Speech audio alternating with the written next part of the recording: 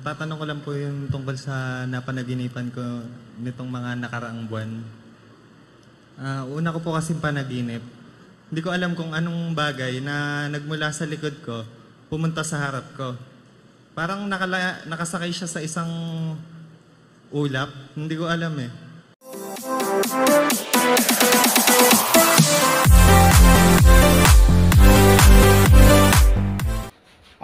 Tayo po yung manood sa Bible exposition ng ating kapatid na Eli, na dahil sa mga katanungan ng ating mga kababayan kay kapatid na Eli, mga kaibigan, ay maaring meron po kayong mga tanong na katulad din sa kanilang mga katanungan. Kaya naisip ko, ito po ang bibigyan natin ng reaction video, mga kaibigan. Tulad na lamang po sa isa sa nagkomento sa atin, bago po tayo magpalabas ng video ng ating kapatid na Eli, ay gusto ko munang basahin itong komento nila sa atin dito sa YouTube, no? Galing po ito sa ating kaibigan. Medyo matagal na po ito, kaya humihingi po ako ng dispensa, no?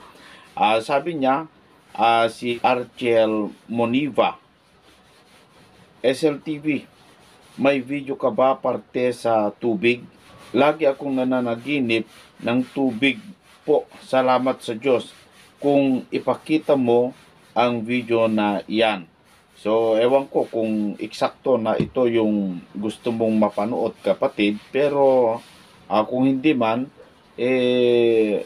wala kasi akong makitang ibang video, no? Pero ganun pa man, marami po tayo matutunan tungkol po rito sa Bible exposition ng ating kapatid na Eli.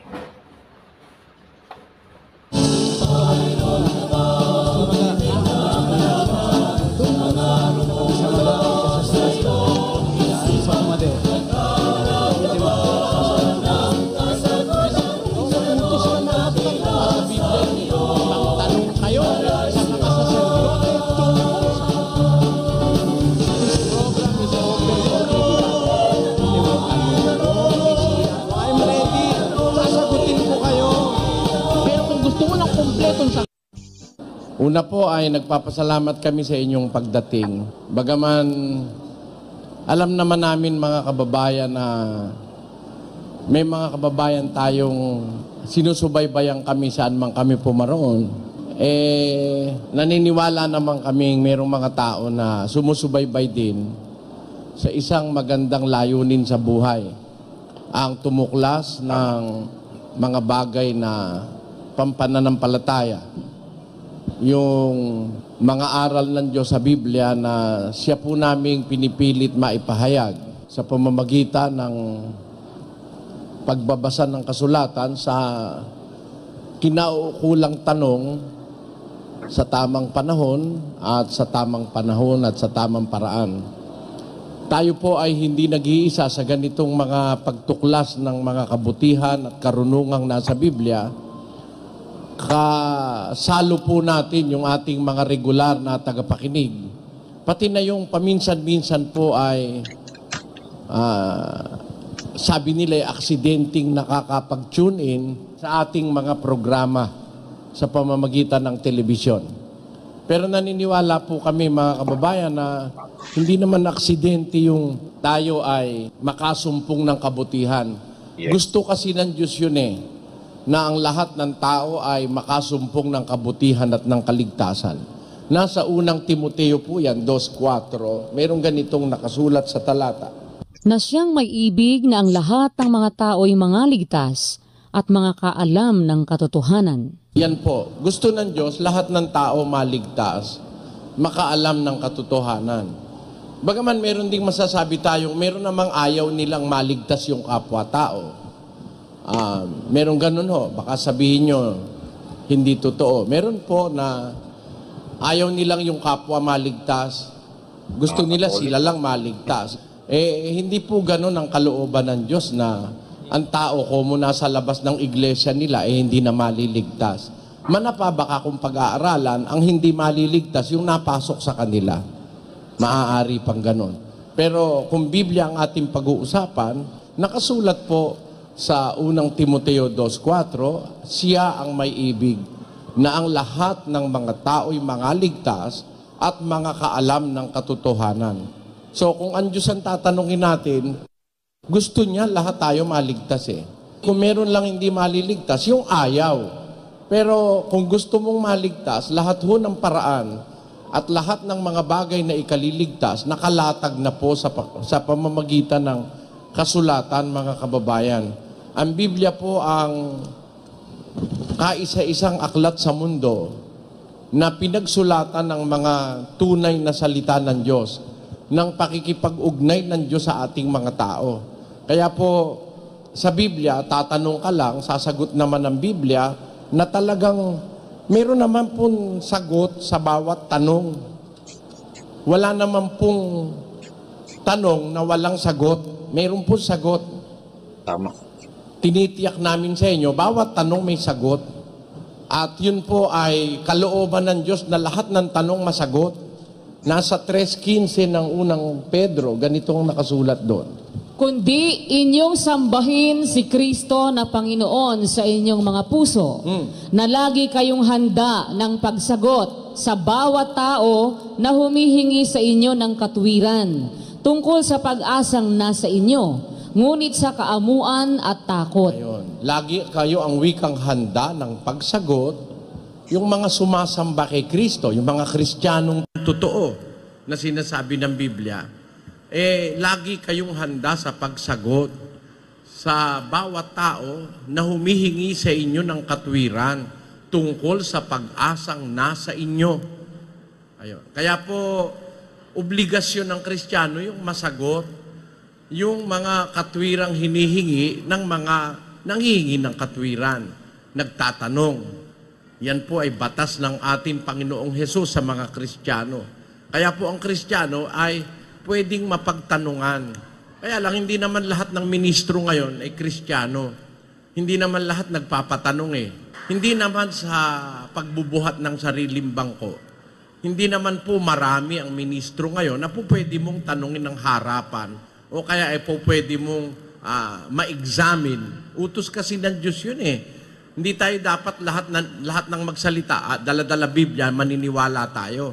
Hindi po dapat ganon. Ang utos ay subukin. Paano mong masusubok kung hindi mo matanong? Di ba? Pakinggan nyo sa unang Juan 4:1. Mga minamahal, huwag kayong magsipaniwala sa bawat espiritu, kundi inyong subukin ang mga espiritu kung sila'y sa Diyos. Bakit kailangan pasubukin? Sapagkat maraming nagsilitaw na mga bulaang propeta sa sanglibutan. Marami po sinungaling na lumitaw. Yung bulaan ay sinungaling yun eh. Marami pong lumitaw na sinungaling. Hindi mo naman po makikita o masusubok basta yung sinungaling kundi mo tatanungin. Kaya nga sa husgado, pag merong kaso, yung witness, tinitignan kung nagsisinungaling. Ini-establish ang credibility ng witness sa pamamagitan ng cross-examination. Nakikita yung demeanor, yung itsura ng pagmumuka, kung paano niya sinasabi yung kanyang pag-testify sa isang bagay. Nakikita ng huwes, ng trial judge, kung nagsisinungaling ba o hindi itong isang sumasaksi. Ang mangangaral po, utos ng Diyos na anuhin din, subukin din, i-test. Believe not in every spirit, but test the spirit if they are of God. For there are so many false prophets that are gone out into the world. Yan po ang sabi ng Biblia. Huwag kayong maniwala sa bawat espiritu, kundi inyong subukin ang mga espiritu kung sila'y sa Diyos. Sapagkat maraming nagsilitaw na mga bulaang propeta sa sanlibutan. Paano mong susubukin kung di mo makakausap?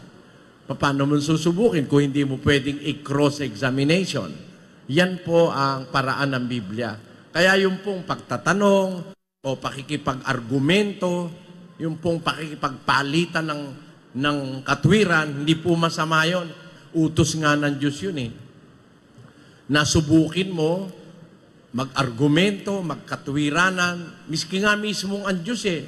Sa 1:18 ng Isayas, Magsiparito kayo ngayon at tayo'y magkatuwiranan, sabi ng Panginoon. Dali kayo, tayo'y magkatwiranan, sabi ng Panginoon. Kaya yung mga unang apostol ni Kristo po, nakikipagkatwiranan eh, para makita yung totoo. Pakinggan nyo sa 9 ng Gawa, 22:29. Datapwat lalo nang lumakas ang loob ni Saulo at nilito ang mga Hudyo na nangananahan sa Damasco na pinatutunayan na ito ang Kristo. Na Nangangaral na may katapangan sa pangalan ng Panginoon at siya'y nagsalita at nakipagtuligsaan sa mga Greko-Hudyo, datapwat pinagpipilitan nilang siya'y mapatay. ayun, nakikipagtuligsaan pa si Pablo eh. Bakit? Para mapatunayan kung ang totoo sinasabi ng kahit na sino.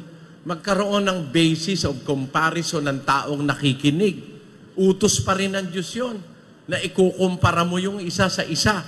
7:27 ng... Narito, ito'y aking nasumpungan, sabi ng mangangaral, na na iniaagapay ang isang bagay sa iba upang matagpuan ang kadahilanan. kailangan talaga agapay eh. Iaagapay yung isang bagay, niaagapay mo dun sa iba para makita mo kung alin talaga ang matulin o mabagal. O hindi po masama yung iaagapay natin yung isang bagay sa iba. Batas po ng Biblia yon, mga kababayan. Kaya po kami naririto sa isang dahilan na gusto naming paglingkuran. Ang amin pong daladala, hindi kagaya ng daladala ng ibang mga relihiyon. Sa amin po, hindi kami nambobola, prangka kami. Kung gusto nyo, makita nyo kung gaano kami kaprangka, magtanong kayo. At kami po ay nagsasalita nung nasa Biblia na walang reserbasyon, walang pinangingilagan. Kahit sinong magalit, basta't yun ang nasa Biblia, yun ang pag-usapan natin. Yun po kasi ang utos ni Kristong ipangaral eh. Yung salita ng Diyos. Kaya magalit ka, kaya matuwa ka, dapat yung salita ng Diyos ang masabi. At ang paraan ng pagsasabi, hindi dapat itinatago yung salita ng Diyos. Hindi dapat inaalisan, binabawasan o dinadagdagan. 26:2 ng aklat ni Jeremias. Pakinggan niyo. Ganito ang sabi ng Panginoon, tumayo ka sa looban ng bahay ng Panginoon at salitain mo sa lahat ng bayan ng Huda na nagsisiparoon upang magsisamba sa bahay ng Panginoon ang lahat na salita na iniutos ko sa iyo upang salitain sa kanila. Huwag kang magbawas ng kahit isang salita. Bawal po yun eh, bawasan. Meron po mga ibang pastor eh, pagka masakit yung salita, hindi nababasahin. Kasi baka yung tao magtampo, hindi sumama sa kanila. Eh kung nakasulat sa Biblia, hindi mo babasahin. Kaya kung halimbawa, masabi mo man, hindi naman masamang masabi mo kung iuukol mo dun sa talagang kinauukulan. Pero pag halimbawa, sinabi mo magnanakaw, sabi naman ni Kristo, binasa ko lang, o ano naman ang masama? Pakinggan niyo po sa 10:1 ng Juan. Katotohanang sinasabi ko sa inyo, ang pumapasok sa hindi pintuan ng kulungan ng mga tupa, kundi umaakyat sa ibang daan, ang gayon ay tulisan at magnanakaw. Sa relihiyon may tulisan eh. May magnanakaw. Sino yon? Yung dumadaan sa ibang daan, hindi doon sa talagang pintuan ng kulungan ng tupa. Umaakyat sa ibang daan, tulisan ng wikayo at magnanakaw, sabi ng Panginoon Kristo. Eh sa relihiyon, marami yung tulisan. Maraming mga magnanakaw. Mga pastor na ang itinuturo, hindi yung paraan ng Diyos, hindi yung paraan ng Biblia. Umiiba sa Biblia. Biro mo, Santa Cena, Kastila yun eh. Santa, banal. Cena, hapunan. Santa Cena, banal na hapunan, ginawa sa umaga. Paano yun? Tama ba yun? Tapos, Santa Cena, may abulo yan. Wala namang abulo yan nung mag-Santa Cena si Kristo at mga apostol. Nung mag-Santa Cena si Kristo at mga apostol, naghugasan ng paa. Sila, inalis nila yung hugasan ng paa, pinalitan ng abulo yan. O ayan, sabi ng Biblia, huwag mong daragdagan, huwag mong babawasan yung nasa Biblia, yung salita ng Diyos. Kung hindi ka magnanakaw at tulisan, sukat na ibaguhin mo yung aral na nasa Biblia, tapos dinagdagan mo ng isang salita, binawasan mo naman ng marami. Pakinggan nyo, sa isang talata ng Kawikaan, 30, versikulo 5. Bawat salita ng Diyos ay subok. Siya'y kalasag sa kanila na nanganganlong sa Kanya. Huwag kang magdagdag sa kanyang mga salita. Baka kanyang sawayin ka at masunduan kang sinungaling. Bawal dagdagan marami mga ngaral ngayon, dinadagdagan yung nasa Biblia Wala namang abulo yan yung Santa Cena, nilagyan ng abulo yan.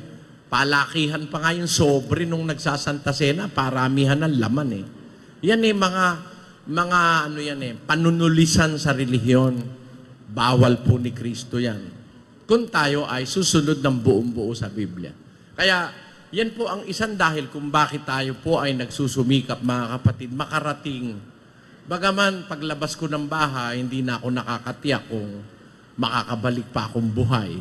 Alam nyo naman yung ating mga kaaway, talagang mga eksperto sa kasamaan Hindi ka pwedeng hindi lalabas dahil sa paglilingkod sa kapwa. Kaya po, masasabi natin, manganib ka man, kailangan mo kasing gawin Naaawa po ako dun sa mga kababayan natin na napaglululoko. Lalo na ng mga kaaway natin na ang ginagawa, black propaganda, mga puro kasinungalingan sa TV, sa radyo, pati sa tabloid. Ilalagay ang pangalan ko ron. Ay, araw-araw halos headline. Ubus yung dyaryo nila. Pag nakita ng mga tao yung pangalan ko, nabibili yung kanilang tabloid Yan. Para tayo pasamain, okay lang. Hindi naman ang pinag-uusapan yung pagkatao ko Ang pinag-uusapan yung aral. Aral ba ng Diyos ang itinuturo mo? Si Kristo ba, kaya mong tindigan na si Kristo tao? Sige nga, titindigan mo ba si Kristo tao? Di lumabas ka. Patunayan mo yung Kristo ng Biblia tao. Hindi totoong tao yon. Kagaya ng paniwala ng iba. Yung Kristo, anak ng Diyos yun. Siyempre, anak ng Diyos, di Diyos. Anak ng kalabaw, yun. Yung anak ng Diyos, Diyos yun. Hindi pwedeng yung anak ng Diyos tao. Ang dapat nating makita. Sabi ng pilosopong ministro, ba teka tayong mga tao, hindi ba tayo tinatawag ding mga anak ng Diyos? Tinatawag lang. Tinatawag lang, pero iba yung bugtong na anak ng Diyos. Ano ba yung bugtong? Bugtong na anak, kaisa-isang anak. Ngayon, meron naman dito sa ating bansa, siya raw ang bugtong na anak. Ako, matindi naman yun. Pinalitan niya si Kristo. Kaya alam nyo, kailangan sa relihiyon ng pag-aaral, mga kababayan. At gusto ko pong maglingkod sa inyo, ang taga rito sa Bustos. Baka merong mga taga Bustos na interesado pong magtanong o gusto nyo akong subukin pagdating sa Biblia, okay naman po yun. Tayo po'y nagpapasalamat sa inyong pagdalo rito at sa inyo pong pagtugon sa aming paanyaya, utang na loob namin sa inyo na kayo ay pumarito, mga kababayan.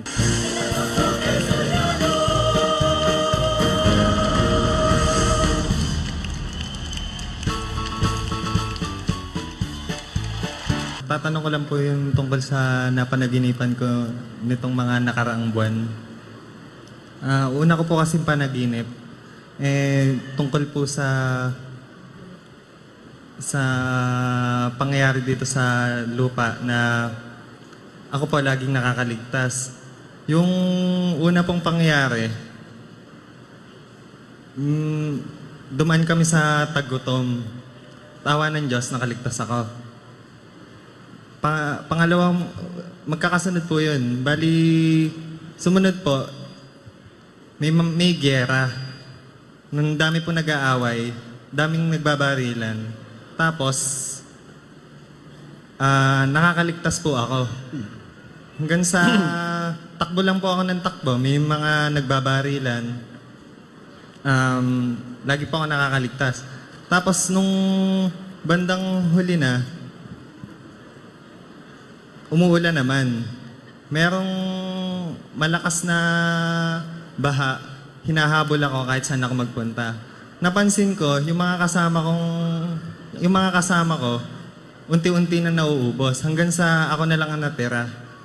Tapos, nung papaakit ako ng bundok, hanggang sa naluhod na lang ako sa sobrang pagod, sa sobrang hirap. Tapos, napapaikutan na ako ng tubig. Pakiramdam ko, malapit na akong mamatay. Nanalangin ako. Sabi ko, Diyos ko, tulungan niyo ako. Kung bibigyan niyo ako ng pagkakataong mabuhay ngayon, pinapangako ko, maglilingkod ako sa inyo. Tapos may isang, hindi ko alam kung anong bagay na nagmula sa likod ko, pumunta sa harap ko. Parang nakasakay siya sa isang ulap, hindi ko alam eh. Tapos, naisip ko, iyon ang Diyos, kinausap ko. Nanalangin ako sa Kanya at sinabi kong, pagbigyan ako makaligtas ngayong oras na to at susundin ko siya pagkatapos. Ang sinagot sa akin, hindi na pwede. Dahil ilang beses na akong kumakatok sa puso mo, pero hanggang ngayon hindi pa ako pinagbubuksan. Kung lahat ng tao, ganyan ang magiging katwiran, lahat kayo maliligtas. Kung lahat kayo pagbibigyan ko. Tapos may mga sumunod pa po ang panaginip. Bali ito po yung huli na lang na nanalangin ako. Sabi ko, humihiling pa rin ako gaya ng ginagawa ko sa gabi, yung papasalamat, ganun. Meron, pakiramdam ko, wala na akong kausap. Ngayon naglakad ako. Paglabas ko, nakita ko nagkakagulo. Nagkakabuklod-buklod yung mga tao. Nagtatakbuhan kung saan-saan, nagmamadali. Nakita ko meron mga tao at sa tingin kamukha po nung mga kapatid nyo na babae. Mahaba ang buhok, nakapalda. In short po, disente. Disente ang forma. Sabi ko, ano nangyayari? Sabi ko, malapit na dumating ang Diyos. Sabi nga ganun. Sabi ko, gusto kong magpabautismo. Sabi nung kapatid, hindi na pwede. Wala na magbabautismo. Sabi ko, paano ako? Aalis na yung babae. Ngayon, nabagabag ako. Sabi ko, Miss, isang tanong na lang. Asan si Brad Eli? Sabi, nasa malayo. Pinoprotektahan. Tapos, yun po, natapos na yung panaginip ko. Ang tanong ko po, bakit sa huling, alam ko, malapit na akong mamatay nun. Kasi, yan. Kayo po ang hinanap ko. Ano po ba ibig sabihin nun? Nasa subconscious mind ko po, lang po ba na kayo po ang tama? O alam ko po, o sagot po sa akin ng Diyos yun na kayo talaga ang hanapin ko? Siguro yung ikaw na rin ang makakapag-decide, no? Unang-una, lalabas naman na parang parang self-serving pag sinabi ko na ako talaga ang dapat mong hanapin, ano? Ang Biblia kasi merong sinasabi sa Biblia na merong mga panaginip na dumarating sa kawalang kabuluhan. Basahin muna natin sa Ecclesiastes, ganito nakasulat sa 5. Sapagkat sa karamihan ng mga panaginip ay may kawalang kabuluhan, at sa maraming mga salita, ngunit matakot ka sa Diyos. Ang lundo ng lahat ng bagay, maging panaginip, maging kung anuman, yung pagkatakot natin sa Diyos. Maaaring ang kahulugan nun dapat mo ako talagang hanapin.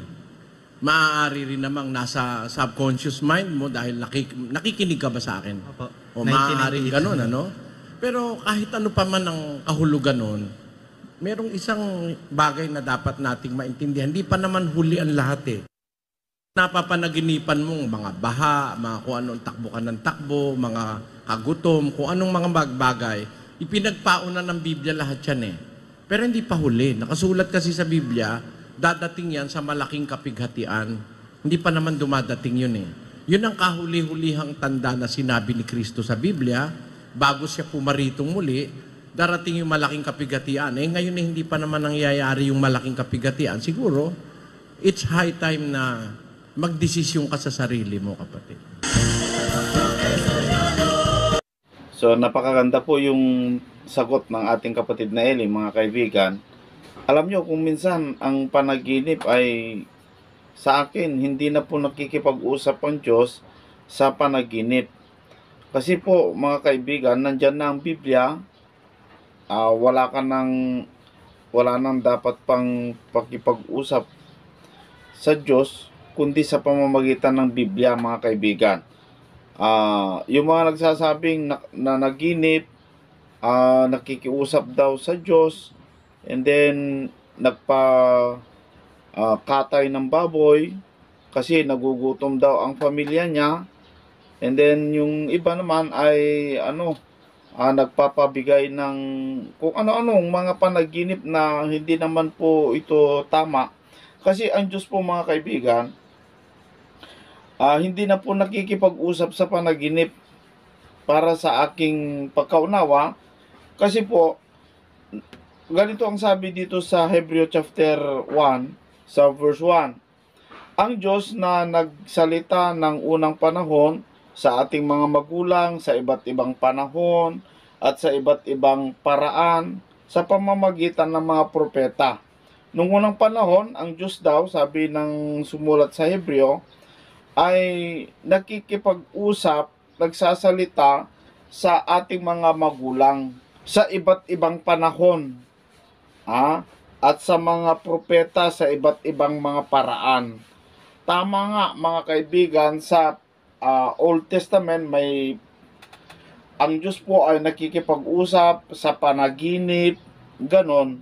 Kasi hindi pa kompleto Biblia noon. Wala pang Biblia noon nung panahon ng mga unang ninuno natin, tulad nila Adan hanggang sa kay Noe, hanggang kay Abraham, wala pang Biblia. Kaya ang Diyos po ay nakikipag-usap sa iba't ibang paraan. Pero sa panahon natin, hindi na po kailangan makipag-usap ang Diyos sa paraan ng panaginip kasi may Biblia na eh.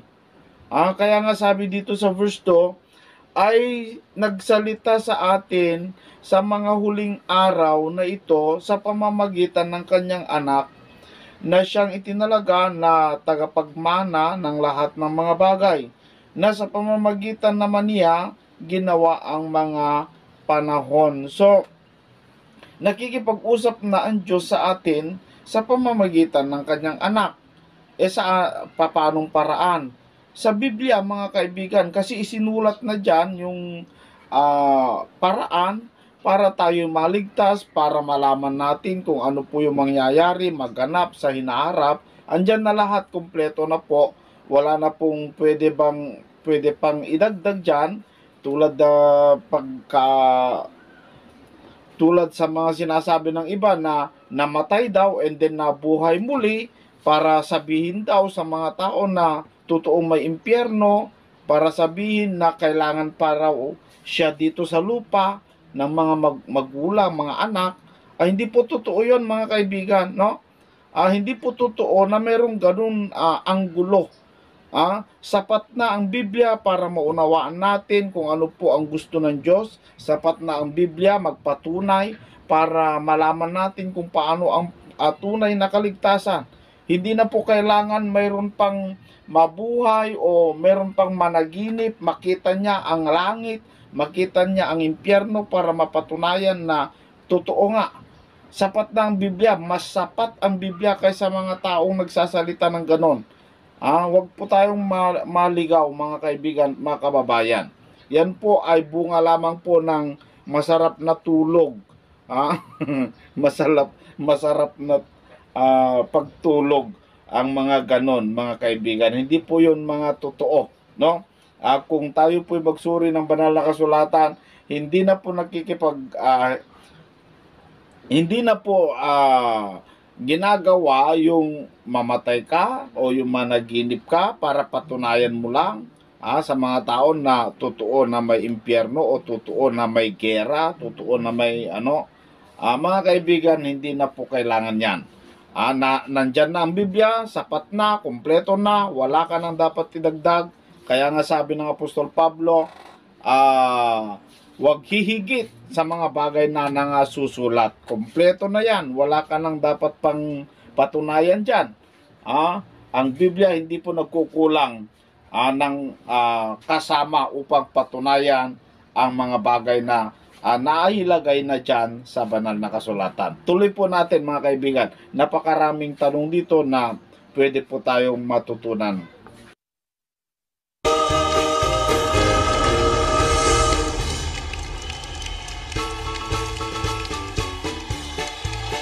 Meron po bang tinadhana ang Diyos para makasama mo pang habang buhay? Ang ibig kong po sabihin din, yung magmamahal sa'yo at mamahalin ka rin. Hindi naman sa lahat ng tao. Meron kasing mga tao na kagaya ni Kristo, na buhay ng mag-isa, wala siyang asawa.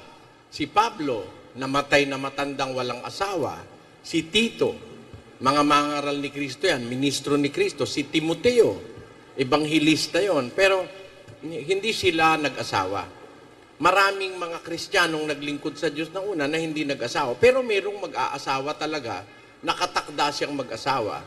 Ngayon, ang Diyos ay hindi nagtatakda ng mapapangasawa mo, kundi tinitignan muna kung ano kang klaseng tao. Pag mabuti kang tao, bibigyan kanya ng mabuting asawa. Pakinggan mo, sa 19:14. Bahay at mga kayamanan ay minamana sa mga magulang, ngunit ang mabait na asawa ay galing sa Panginoon.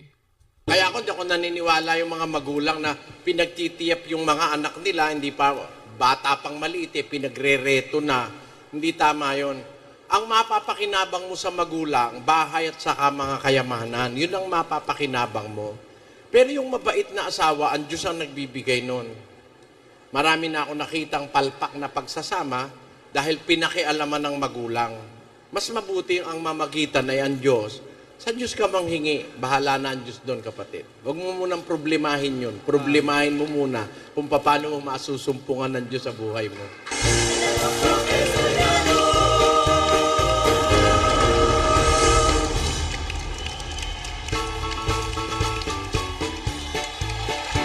Ang isa po bang kaadib ng dating daan ay maari pa po bang maaniban o sapian ng isang masamang espiritu? Conforme. Meron kasing mga kaanib na sinasabing kaanib, pero kaanib lang sa turing, no? Miski yung unang iglesia, may mga kaanib sila, hindi naman tunay na kaanib eh. Pakinggan mo sa Galacia 2:4 hanggang 5, ganito nakasulat. At yaon ay dahil sa mga hindi tunay na kapatid na ipinasok ng lihim, na nagsipasok ng lihim upang tiktikan ang aming kalayaan na taglay namin kay Kristo Jesus. Merong mga kaanib sa iglesia nung una, hindi naman tunay na kaanib, naniniktik lang eh. May mga hindi tunay na kapatid na ipinasok ng lihim, nagsipasok ng lihim upang tiktikan ang aming kalayaang taglay namin kay Kristo Jesus, upang ilagay kami sa pagkaalipin, sabi. Doon pa sa saklat namang sinulat nung mabuting Judas, kay San Judas 1:4, merong ganitong nakasulat. Sapagkat may ilang taong nagsipasok ng lihim, yaong mga itinalaga ng una pa sa kahatulang ito, mga di banal na pinalitan ng kalibugan ang biyaya ng ating Diyos, na itinatatwa ang ating iisang guro at Panginoong si Hesukristo. Yan ay mga taong may masasamang intensyon sa buhay eh. Pumapasok ng palihim sa iglesia. Yan ang dapat nyo maintindihan. Kaya, maaari yung mga ganun tao tablan ng masasamang espiritu. Pero yung mga taong talagang sa Diyos, nag-iingat ng kanyang palatuntunan at ng kanyang mga kabutihang itinuro, hindi pwedeng pakialaman ng masamang espiritu yun eh. 5:18 ng unang Juan. Nalalaman natin na ang sino mang ipinanganak ng Diyos ay hindi nagkakasala. Datapwat ang ipinanganak ng Diyos ay nag-iingat sa kanyang sarili at hindi siya ginagalaw ng masama. Ang pinanganak ng Diyos, nag-iingat siya sa kanyang sarili at hindi siya ginagalaw ng masama. The evil one toucheth him not. Hindi ka pwedeng pakialaman ng demonyo o ng masamang espiritu. Pagsalagan sa Diyos ka.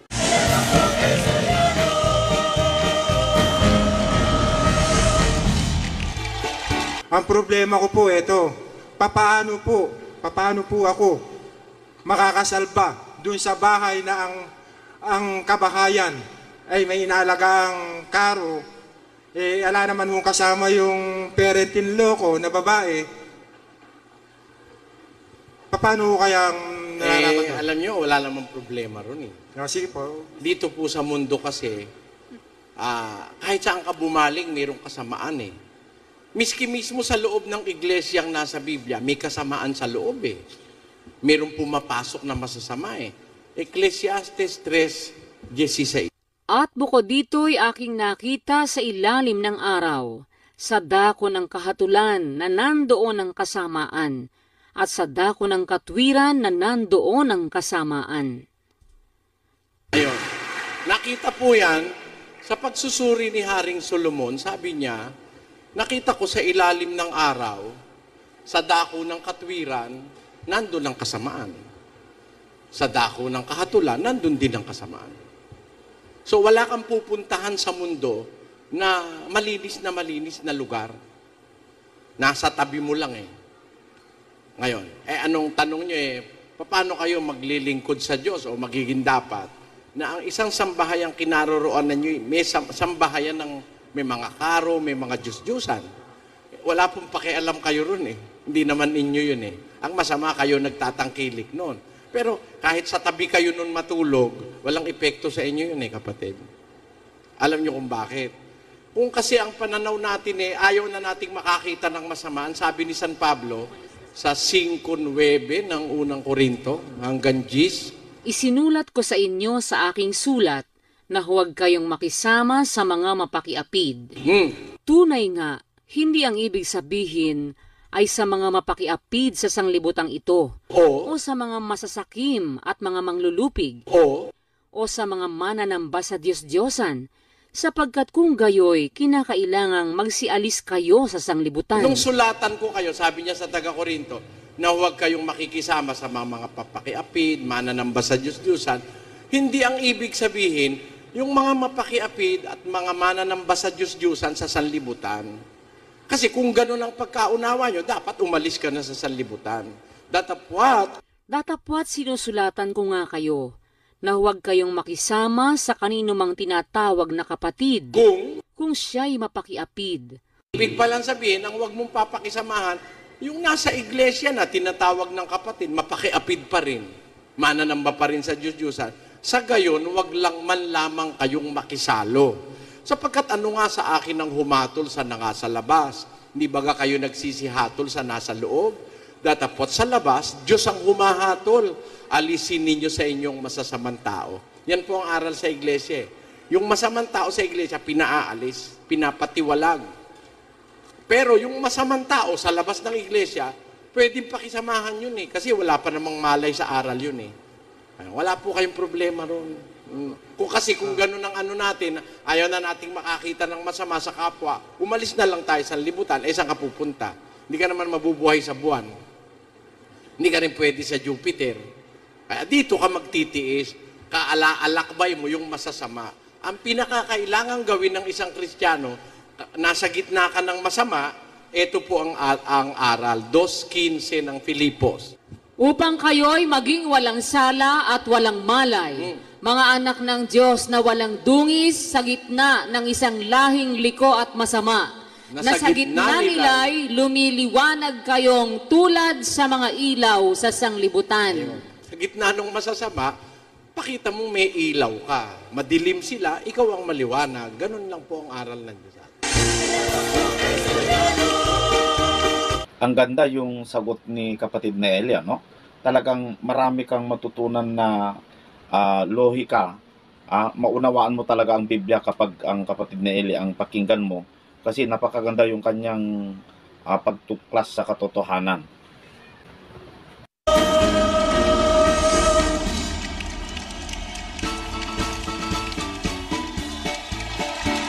Dito raw ho ba sa Iglesia ng Diyos, nandito po daw po ba ang tunay na kaligtasan? Wala naman hong kaligtasan, kundi yung itinuturo ni Kristo sa Biblia. Ang iglesia po ng Diyos, yun ang tunay na iglesyang nasa Biblia. Lagay natin sa screen. 2 Korinto 1:1, pakinggan nyo. Si Pablo, na apostol ni Kristo Jesus, sa pamamagitan ng kalooban ng Diyos, at si Timoteo na ating kapatid sa Iglesia ng Diyos na nasa Korinto. Yan po ang iglesia sa Biblia eh. Iglesia ng Diyos.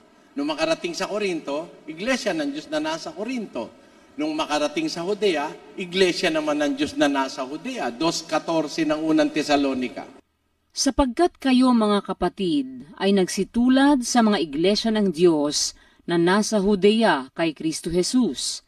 Nung makarating sa Galacia, iglesia rin ng Diyos. 1:3. Sapagkat inyong nabalitaan ang aking pamumuhay ng nakaraang panahon sa relihiyon ng mga Hudyo, kung paanong aking inuusig na malabis at nilipol ang iglesia ng Diyos. Iglesia ng Diyos po yan eh. Hindi kami yan. Ang pagkakamali ng iba, iglesia raw sila ng Diyos. Kami po hindi kami naniniwala ng ganon. Ang iglesia ng Diyos, hindi pa ako tao. Kasi nung isulat po ni Pablo yan, 2,000 taon na eh. E di yung iglesia ng Diyos, hindi pa tayo tao eh. Na iglesia na ng Diyos yun, nasa Biblia. Hindi pa kasi pinanganganak yung lelong mo, yung lelong ng kalilong-lilongan ng lelong mo, nakasulat na yun eh. Paano naman ikaw ang nagbasa ngayon eh, ikaw yun? Eh hindi pa nga naiisip ng kalilong-lilongan mo yung tatay mo at lola mo, nasa Biblia na iglesia ng Diyos. Tapos kalilitaw-litaw mo, sabihin mo, ikaw yung iglesia ng Diyos. Hindi yung ganun ang paniwala namin. Kami po'y sumampalataya, tinanggap namin ang iglesia ng Diyos. Nagkaroon kami ng bahagi. Ako, ipinangangaral ko ang iglesia ng Diyos. Di ko itinayo, wala akong itinayo, kundi yung nasa Biblia, pinangangaral namin. Yun po kasi ang batas. Pakinggan nyo, sa Efeso 3:6. Na ang mga hintil ay mga tagapagmana at mga kasangkap ng katawan. May katawan eh. Tayo mga hintil, pagka po sinabing hintil, yung labas sa Israel. Labas sa bansang Israel na lingkod ng Diyos nung araw, tawag sa atin mga hintil. Tayong mga hintil, kasangkap ng katawan, tagapagmana rin tayo, hindi naman tayo itinatakwil ng Diyos kahit hindi tayo Israelita. Pero tagapagmana tayo. Sasangkap lang tayo sa katawan. Teka muna, bago natin ituloy, ano ba yung katawan? Colosas 1:18. At siya ang ulo ng katawan sa makatwid bagay ng iglesia. Alin daw po yung katawan? Yun ang iglesia. Eh tayong mga hintil, sasangkap tayo sa katawan, hindi tayo yung katawan, sasangkap tayo. Hindi tayo gagawa ng panibagong katawan dahil isa lang yung katawan o iglesia. Efeso 4:4. May isang katawan at isang espiritu, gaya naman ng pagkatawag sa inyo sa isang pag-asa ng pagtawag sa inyo. Isa lang yung iglesia. Mula nung umpisa hanggang matapos, isa lang yan. Ang tao, hindi ka magtatayo. Sasangkap ka lang. Ba't ka magtatayo? Dapat isa lang ang katawan. Pag nagtayo ka, magiging dalawa. Sa Biblia, mayroon po na iglesia. Yung iglesia ng Biblia, hindi pa tayo tao nakasulat na iglesia po ng Diyos yun. Ba't naman kaya iglesia ng Diyos? Ang Diyos ang nagtayo, di kanya, iglesia ng Diyos. Ito nyo kalabaw ni Pedro. Kanino ba yung kalabaw? Di ba kay Pedro? Lahat ng pag-aari ni Pedro, di ba sa kanyang pangalan? Yung titulo ng lupa, kung kay Pedro, di ba sa pangalan ni Pedro nakalagay? Di ba ganon? Asawa ni Pedro, ang tawag mo, di asawa ni Pedro. Anak ni Pedro.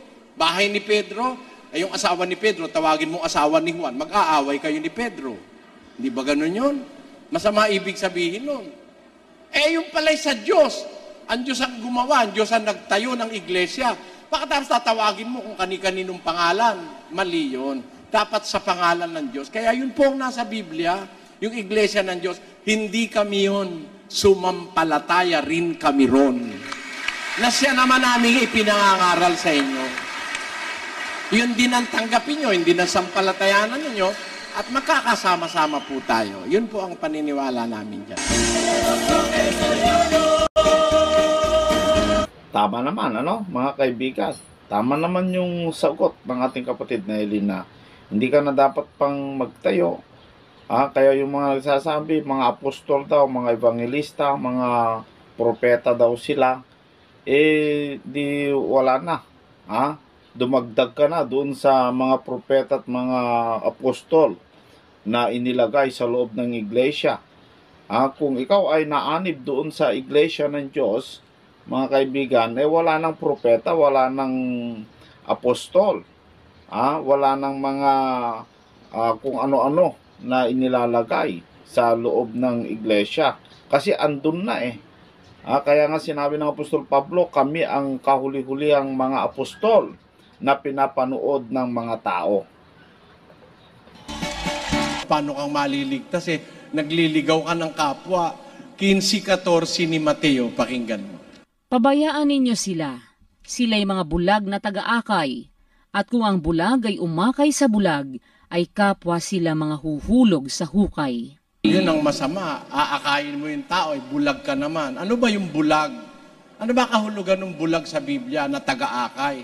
56 Gs ng Isaias hanggang 11. Ang kanyang mga bantay ay mga bulag. Silang lahat ay walang kaalaman. Yung palang bulag, walang kaalaman, kulang. Tapos, Silang lahat ay mga piping aso. Sila'y hindi makatahol, mapanaginipin, mapaghiga, maibigin sa pag-idlip. Oo, ang mga aso ay matatakaw. Sila'y kailanman ay walang kabusugan. at ang mga At ang mga ito ay mga pastor na hindi nakakaunawa. yan ang mga bulag na taga-akay, mga pastor, mga asong walang kabusugan, mga pastor na walang pagkaunawa, nagsilikong Sila'y nagsilikong lahat sa kanilang sariling daan na mula sa lahat ng dako. bawat isa, Bawat isa'y sa kanyang pakinabang. pera Pera. Kaya sa kanila, walang libre. Pag nag-imbita silang ganyan, meron ka ng madadat na sobre. Pag upo mo pa lang, may sobre na. Puro pera ang motibo. Kaya, ang tawag ng Biblia, mga pastor na asong matatakaw na walang kabusugan, mga bulag na taga-akay. Kung inaakay mo ngayon bulag ka ring umaakay, kapwa sila mahulog sa hukay, sabi ng Panginoong Jesus.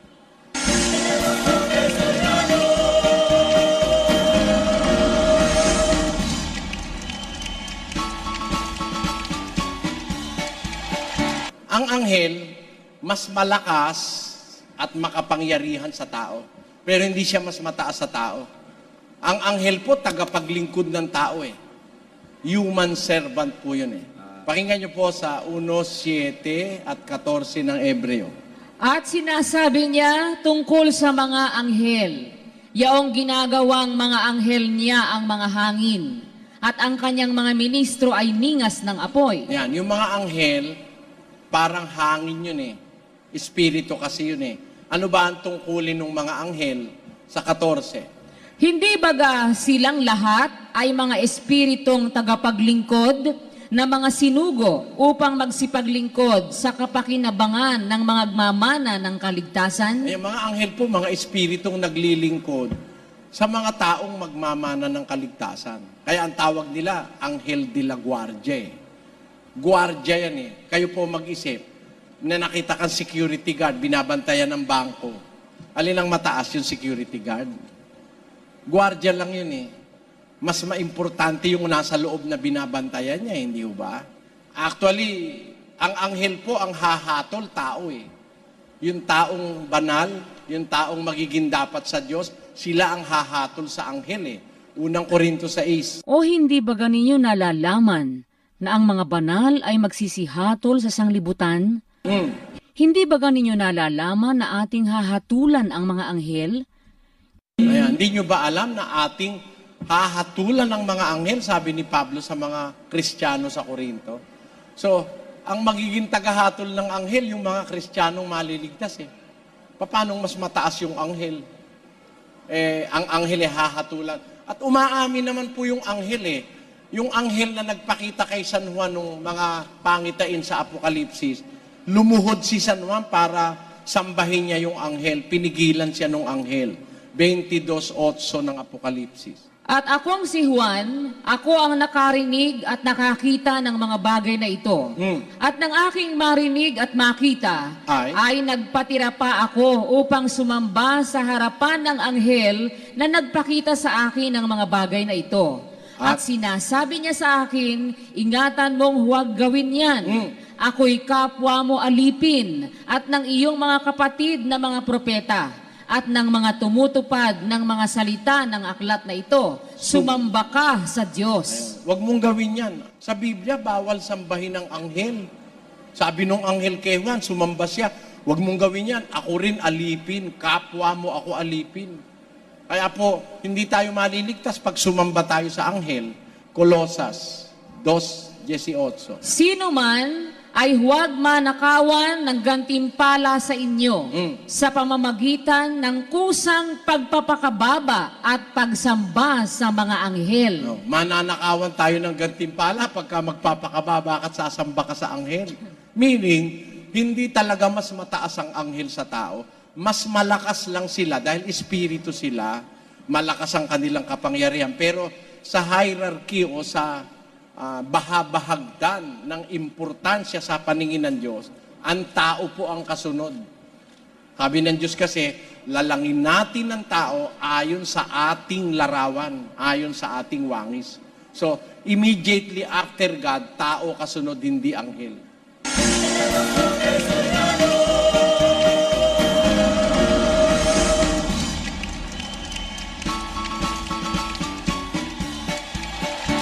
Di ba po, si Satanas po, bago po siya maging masama, anghel po siya dati.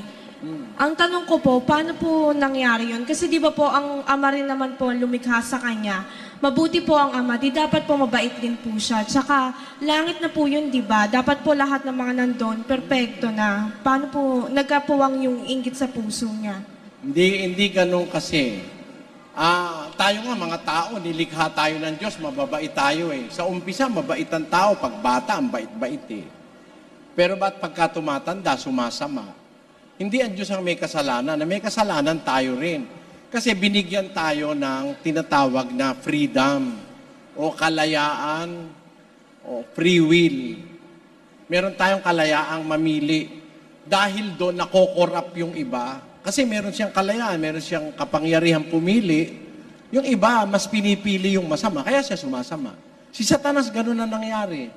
Kung may free will siya, hindi naman tayo robot eh. Ang robot kasi umaandar sa computer, walang kalayaan yung robot na mamili. Basta kung ano yun, dinidikta ng program ng computer, yun lang ang gagawin ng robot.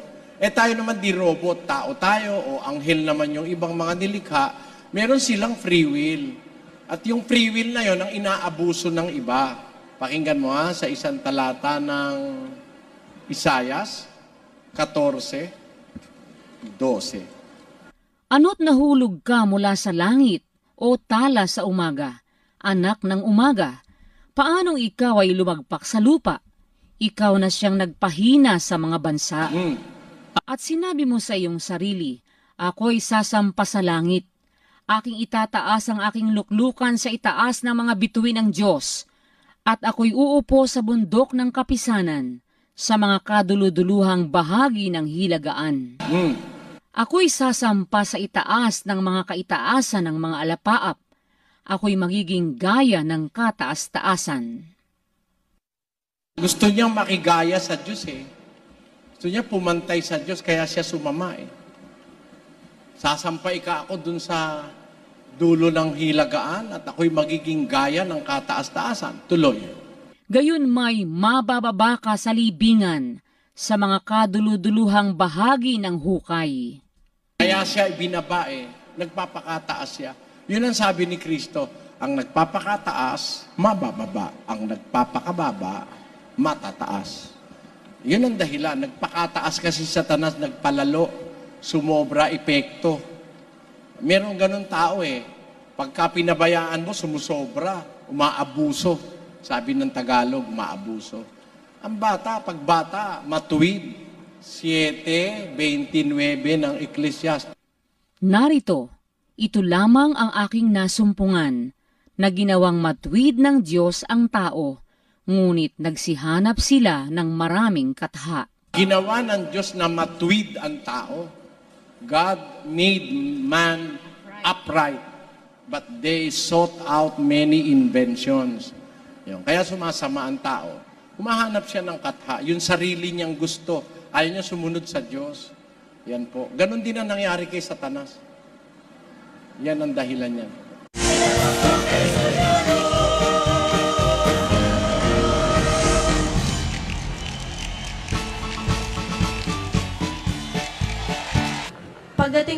1,000 taon, ikukulong po muna yung si Satanas po. Ang nakalagay po kasi doon sa English, bottomless pit. Pit. Saan po yun? Hindi ko alam yun, Ihat. Hindi ako interesado at ayoko sumama roon. Ay, alam mo kasi, ang tawag doon, tartaru sa Griego. Doon siya ikukulong. Ang kahulugan nun, bottomless pit. Termino ng tao yun eh. Kung maiisip mo, termino ng tao yung tartaru o kaya yung bottomless pit. Kasi kaya bottomless, napakalalim. Pero hindi totoong kung sa Diyos mo papasukat, hindi pwedeng bottomless eh. Sa Diyos kasi lahat ng bagay may sukat. Tayo lang ang nagsasabing walang sukat kasi hindi natin kayang sukatin. Yung langit nga, hindi natin masukat eh, di ba? Pero sa Diyos may sukat yun eh. Nung gawin niya yun, may sukat eh. Pakinggan nyo, sa Job.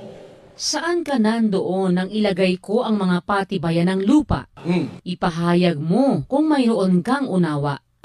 Sinong naglagay ng mga sukat niyaon kung iyong nalalaman? Ayun, naglalagay ang Diyos ng sukat eh. Kaya may sukat lahat ng ginawa niya eh. Hindi naman pwedeng bara-bara lang eh. Pag ikaw ay karpintero, walang sukat, makikita mo yung lamesa mo, maigsi yung isang pake, haba naman ng isa.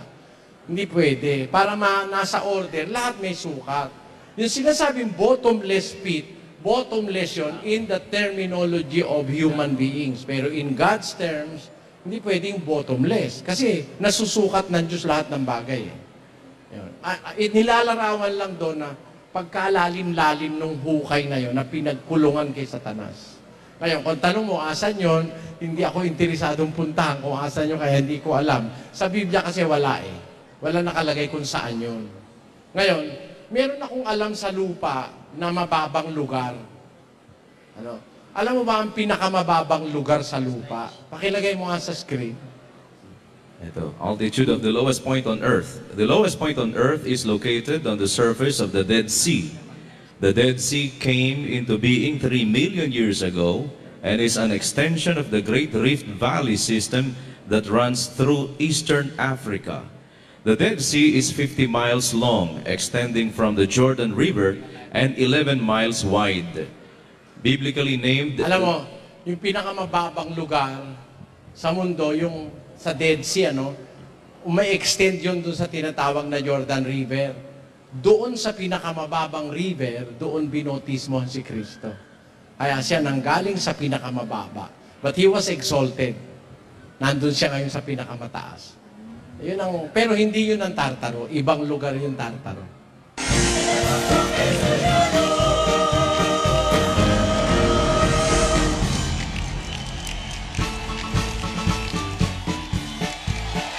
Ang tanong ko po sa inyo, bali, ano po ba yung aral at turo tungkol po sa, yung assurance of salvation. Paano po ako makakasiguro kung ito na po yung talagang tama, katotohanan? Wala naman pong ibang assurance of salvation kundi yung salita ng Diyos eh. Kasi ang salita ng Diyos is the only way by which we will be worthy sa pagmamana ng buhay na wala hanggan. Ang salita lang po ng Diyos ang siguradong mangyayari eh. Sabi po ng ating Panginoon Kristo sa 24:30. Ang langit at ang lupa ay lilipas, datapwat ang aking mga salita ay hindi lilipas. Yung salita po ng Diyos, yun po ay tiyak na mangyayari yun. Hindi po yun haka-haka, hindi po yung kapa-kapa. Siguradong pag ang Diyos ang nagsalita, mangyayari kasi hindi po siya nagsisinungaling at hindi siya maaaring magsinungaling. So, ang assurance po ng salvation, yung salita ng Diyos. Pakinggan nyo sa Hebreo 6:18. Upang sa dalawang bagay na di mababago, na diyay di maaaring ang Diyos ay magbulaan, ay magkaroon tayo ng isang matibay na kasiglahan, tayong nangagsitakas na sumakanlong upang mangapit sa pag-asang nalalagay sa ating unahan. Ayan. Sa English, ang nakasulat po dyan, that by two immutable things, in which it was impossible for God to lie, we might have a strong consolation who have fled for refuge to lay hold upon the hope set before us. Kaya po, ang pag-asa natin, hindi po mawawala dahil ginagarantihan po ng salita ng Diyos na ang salita ng Diyos ay hindi po maaaring magturo ng kasinungalingan ng Diyos. Ang Diyos ay totoo, ang kanyang sinasabi totoo. Kaya kung gusto nating maligtas, doon lang po tayo manghahawak sa salita ng Diyos, yung aral. Yun po ang ikatitiyak natin sa kaligtasan. Unang Korinto 15:1 hanggang 2. Basa. Ngayon ipinatatalastas ko sa inyo, mga kapatid, ang ebanghelyo na sa inyo'y aking ipinangaral, na inyo namang tinanggap, na siya naman inyong pinananatilihan. Sa pamamagitan naman ito'y ligtas kayo. Ayun, yun po ang assurance ng salvation eh. Kung tatanggapin mo, iingatan mo yung mga salita na pinangaral ng mga apostol,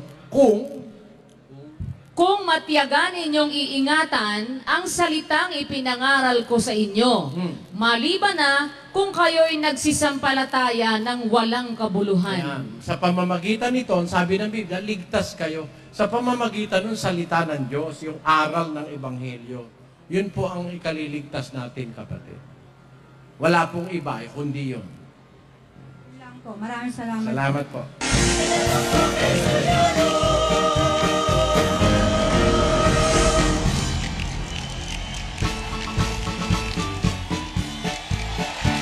Doon po sa panahon ni Noe, nung ang Diyos po ay nagpadala ng isang malaking baha, di ba po sabi ng Diyos ay hindi ko na muling paparusahan pa ang tao sa pamamagitan ng tubig. Ibig sabihin po ba ay nagsisisi ang Diyos dahil sa nagkamali siya sa ginawa niya?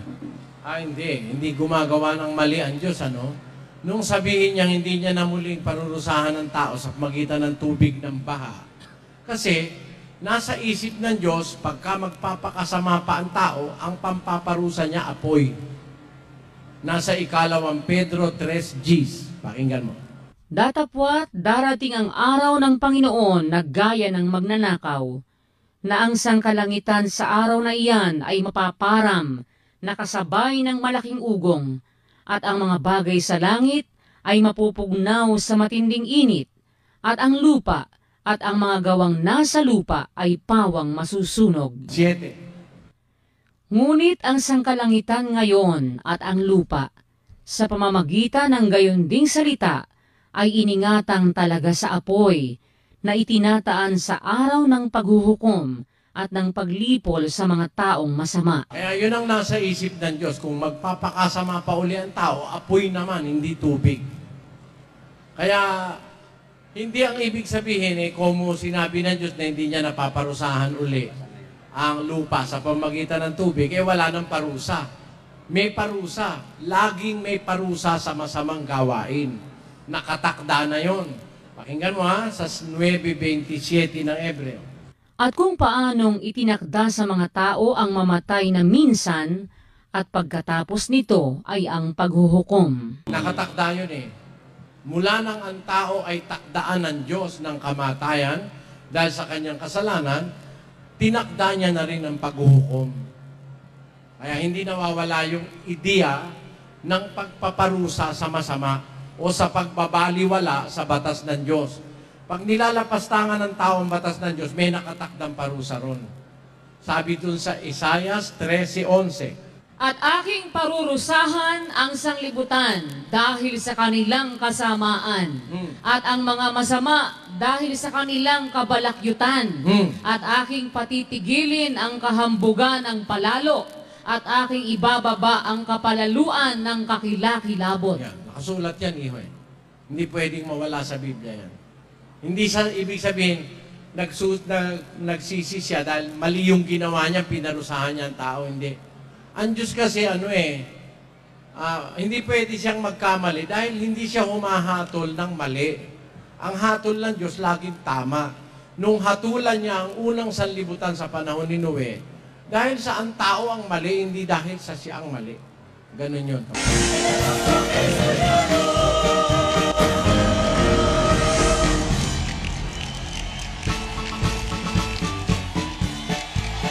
Doon po sa unang Korinto 8:5 hanggang 6. Pwede po pakibasa muna.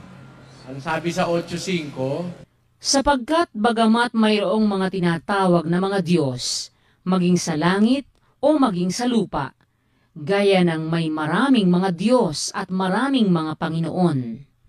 Ngunit sa ganang atin ay may isang Diyos lamang, ang Ama, na buhat sa Kanya ang lahat ng mga bagay at tayo'y sa Kanya. At isa lamang Panginoon, si Hesukristo, na sa pamamagitan niya ang lahat ng mga bagay at tayo'y sa pamamagitan niya. Ayun, anong tanong mo ron yun? Binanggit po na isang Diyos lamang ang Ama. Ibig sabihin po ba si Kristo ay hindi Diyos? Hindi ganon. Ang nakalagay, bagaman maraming tinatawag na mga Diyos, maging sa langit at maging sa lupa, gaya rin naman ng may maraming mga Diyos at maraming mga Panginoon. Di marami talagang Diyos at maraming Panginoon na sinasabi. Sa langit, maraming Panginoon eh. Yung 24 na matatanda, Panginoon ang tawag ni Juan doon eh. Diba? Yung mga anghel, tinatawag yan ng Biblia na mga Diyos. Maraming talatang magpapatunay dyan. Babasa tayo ng isa, 6 ng Hukom. At nakita ni Gideon na siya ang anghel ng Panginoon. At sinabi ni Gideon, Aba, o Panginoong Diyos! Kita nyo? Nung makita niya yung anghel ng Panginoon, sabi niya, Aba, o Panginoon Diyos. Diba? Maraming tinatawag na mga Diyos, maging sa langit at maging sa lupa. Ngunit sa ganang atin, sa Kristyanismo, may isang Diyos lamang, ang Ama, na pinanggalingan ng lahat ng bagay. Tama yun eh. Isa lang naman ang Diyos na pinanggalingan ng lahat ng bagay. Yung Ama lang. Pero si Kristo, nanggaling din sa Ama yun eh. Di ba? Sa Kanya galing ang si Kristo eh. Nanggaling sa sinapupunan ng Ama. Nasa 1:18 ng Juan. Basa muna tayo. Walang taong nakakita kailanman sa Diyos. Ang bugtong na Diyos na nasa sinapupunan ng Ama, siya ang nagpakilala sa Kanya. Ang bugtong na anak o ang bugtong na Diyos na nasa sinapupunan ng Ama. Therefore, pati si Kristo sa Ama rin ang galing. Kaya tama yung sabi ni Pablo, na sa ganang atin, sa Kristyanismo, may isang Diyos lamang, ang Ama, na sabuhat sa Kanya ang lahat ng bagay. Isa lang talaga ang Diyos na pinanggalingan ng lahat ng bagay. Pero, hindi ibig sabihin nun, si Kristo hindi na Diyos. Kasi, galing mismo siya sa sinapupunan ng Ama eh. At tinuma, saan ba galing yung bayabas? Si Bayabas po. Sa puno ng bayabas. Hindi ba bayabas yun? Tignan mo, mula sa ugat ng bayabas, puno ng bayabas, sanga ng bayabas, tangkay ng bayabas, bunga ng bayabas, bulaklak ng bayabas, puro bayabas yun eh. Di ba? Yung Diyos, di isang kalagayan siya, nanggaling sa sinapupunan niya yung kanyang anak. Sasabihin mo ba, tao yun? Maling paniniwala yun.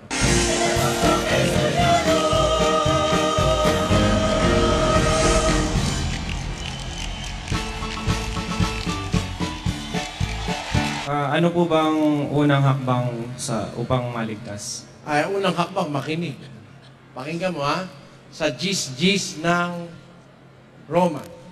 Sapagkat ang tao'y nananampalataya ng puso sa ikatutuwid at ginagawa sa pamamagitan ng bibig ang pagpapahayag sa ikaliligtas. Ang kaligtasan ipinahahayag ng bibig. Ano naman ang gagawin mo? Hindi ka naman tagapagpahayag. Gis 14. Paano nga silang magsisitawag doon sa hindi nila sinampalatayanan? At paano silang magsisisampalataya sa Kanya na hindi nila napakinggan?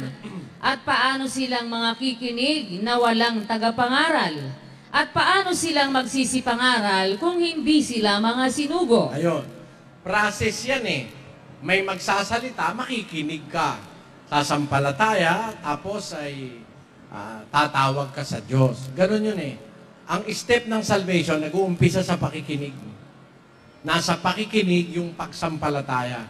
Pag sumampalataya, babautismuhan, tapos lalakad sa pagbabagong buhay, ang katapusan ng kaligtasan.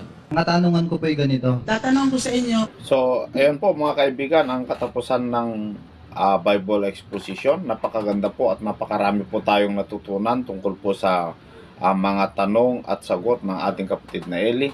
So, tayo pinagpapasalamat mga kaibigan dahil meron pong ganitong klase ng programa para ang tao po ay makaalam ng katotohanan. So maraming salamat po sa inyong pagsubaybay dito sa ating programa. Naway wag po kayong magsawang laging sumabaybay para sa ganun mga kaibigan ay lalo pa tayong mas maraming matutunan tungkol po sa aral ng Diyos o salita ng Diyos tungkol po sa pananampalataya at sa kaligtasan. Hanggang sa muli po mga kaibigan dito sa ating programang Expose the Truth. Kita-kita po tayo.